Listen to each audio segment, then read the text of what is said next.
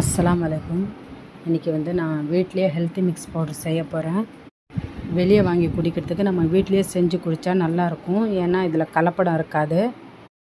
Healthy mix வீட்டில் தான் செய்வேன். சரி, உங்கள்கிட்டையும் ஷேர் பண்ணிக்கலான்னு வாங்க எப்படி செய்யலான்னு பார்க்கலாம். காய வச்சுக்குங்க.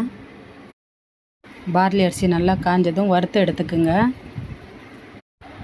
இது ரொம்ப ஹெல்த்தி. இது ரொம்ப வீக்காக இருக்கீங்கன்னா இது ஒரு மாதம் செஞ்சு குடிச்சு பாருங்கள். உங்களுக்கே சேஞ்சஸ் தெரியும் உடம்புல. பார்லி அரிசி ரொம்ப குளிர்ச்சி உடம்புக்கு. நட்ஸுங்க ப்ரோட்டீன், நல்ல குட் ஃபேட்டு. பேரிச்சம்பழம் நல்ல எனர்ஜி. மக்கானாவே நல்லா வறுத்துக்குங்க. நான் ஹெல்த்தி மிக்ஸ் பவுடர், ஹெல்த்தி ட்ரிங்க்கெல்லாம் வீட்டில் தான் செய்வேன். சத்து மாவு கூட நான் வீட்டில் தான் செய்வேன், வெளியே வாங்க மாட்டேன். இதை செஞ்சு குடிச்சு பாருங்கள். ரொம்ப டேஸ்ட்டாக இருக்கும், எனர்ஜியாகவும் இருக்கும். இதை நீங்கள் கஞ்சியாகவும் குடிச்சிக்கலாம்,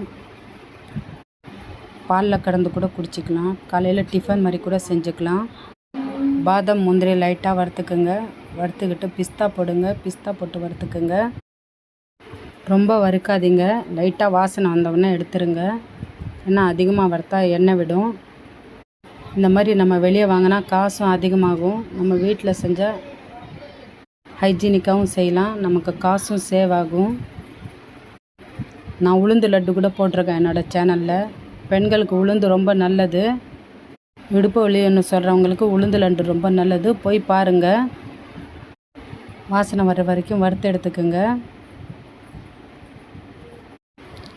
செஞ்சு பாருங்கள். இதை செஞ்சு பார்த்துட்டு எப்படி இருக்குன்னு எனக்கு கமெண்ட் சொல்லுங்கள். எல்லாம் வறுத்துட்டு லாஸ்ட்டில் பேரிச்சம்பழம் வருங்க. உங்களுக்கு இனிப்பு அதிகம்னா அதிகமாக பேரிச்சம்பழம் போட்டுக்கோங்க, கம்மியாகனா கம்மியாக போட்டுக்கோங்க.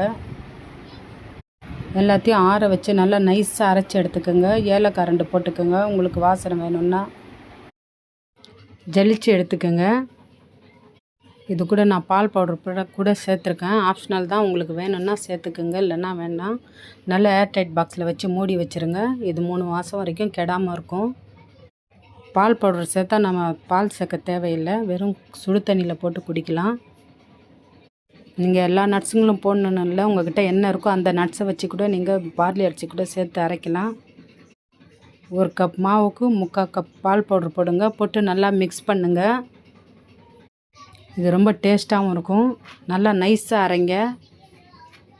உங்களுக்கு சர்க்கரை பத்தலைன்னா நீங்கள் தேன் கூட போட்டு குடிக்கலாம். அதில் நல்லா மிக்ஸ் பண்ணுங்கள். உங்களுக்கு பிடிச்சிருந்தால் லைக் பண்ணுங்கள், ஷேர் பண்ணுங்கள், சப்ஸ்கிரைப் பண்ணுங்கள். இன்ஷா அல்லாஹ் நம்ம அடுத்த வீடியோவில் பார்க்கலாம்.